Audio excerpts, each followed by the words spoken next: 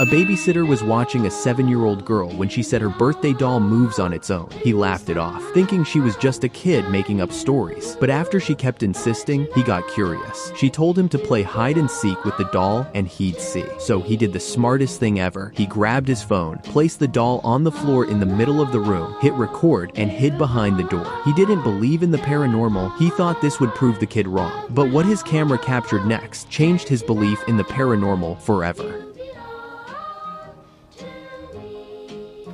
Oh my god.